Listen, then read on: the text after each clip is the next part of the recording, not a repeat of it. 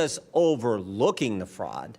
They were actively trying to make sure this program continued, and then they benefited from that politically with contribution to their campaign. All in this, this is the template.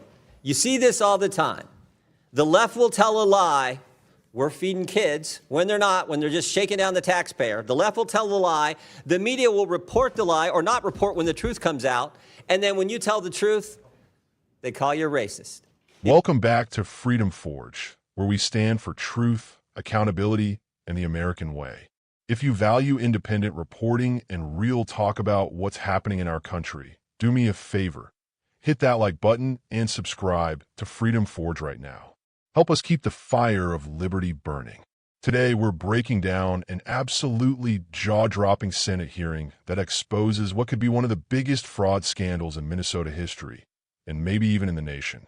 We're talking about the Feeding Our Future scandal, where millions, possibly hundreds of millions, of your tax dollars were stolen, wasted, and funneled through a web of corruption, all under the nose of state and federal officials. This is the kind of story the mainstream media tries to bury, but we're shining a light on it right here. If you haven't heard about this, buckle up. Thank you, Mr. Chairman. Mr. Hudson, who is Saleem Saeed and Amy Bach? I recognize those names as defendants in the Feeding Our Future trial. They ran Feeding Our Future, is that right? That's correct. And they've been indicted? That's correct. They've been convicted? That's correct. And they're in jail waiting sentences, is that right? As I understand it. Okay, I want to go back, because earlier with Mr. Gill, you said that they overlooked the fraud. I think it's worse than that. I think they helped it along. I'm going to go to this meeting that took place, or actually I want to go to March 30th, 2021. Is it true back in March of 2021, the Minnesota Department of Education suspended payments to Feeding Our Future, that program? Is that right? I believe that's correct. And then a month later, they resumed payments. That's correct. What caused them to change their mind? In my opinion, what caused them to change their mind was pushback from their constituency within the Somali community who accused the state agencies of being racist.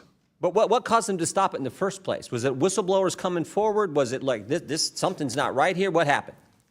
Apologize for the misunderstanding. The reason they stopped the funds in the first place is because they had credible allegations that there was fraud taking place. From whistleblowers and others. Correct. And just they're doing their job looking, this doesn't make sense. We got all these programs, no one's getting fed, and yet money's going out the door like crazy. So they suspended it. And then they started it back up, right? Was there any threat of a lawsuit from the Somali community and folks affiliated with Feeding Our Future?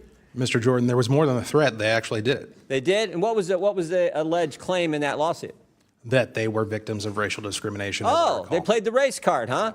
All this fraud going on, money going out, and they played the race card. Now, when I talked about not just overlooking it, there was a meeting that took place between the Attorney General and affiliates of Feeding Our Future. Is that right? That is correct.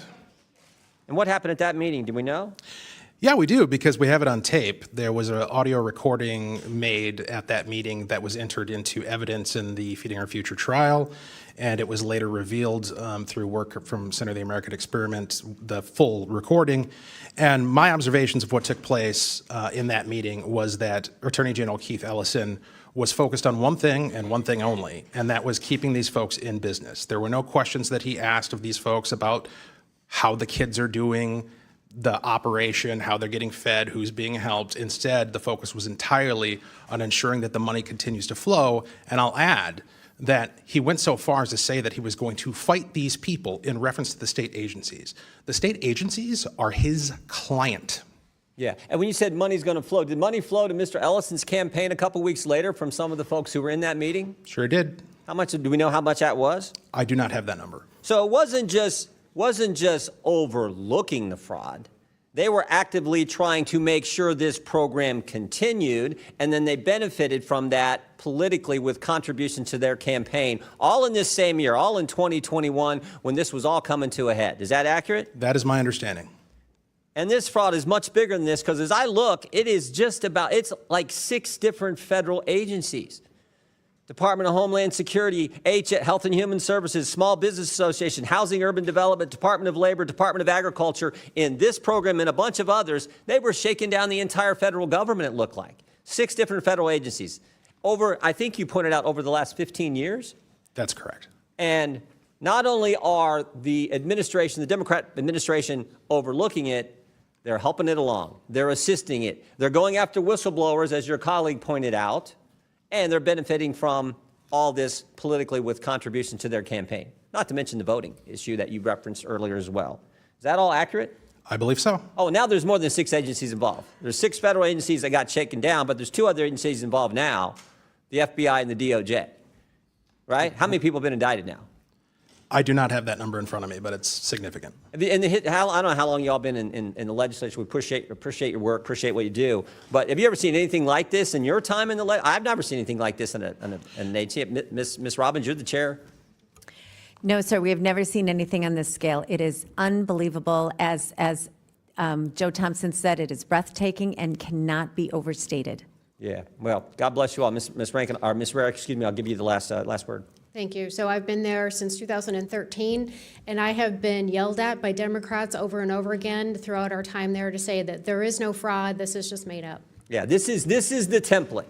You see this all the time. The left will tell a lie. We're feeding kids when they're not, when they're just shaking down the taxpayer. The left will tell a lie. The media will report the lie or not report when the truth comes out. And then when you tell the truth, they call you a racist. It's as old as time. We see it all the time. This is so wrong. God bless you all for coming forward and getting the facts to the people in Minnesota and, more importantly, to the people of this great country. I yield back. Here's what happened. The Feeding Our Future program was supposed to provide meals to hungry children during the pandemic. Sound great, right?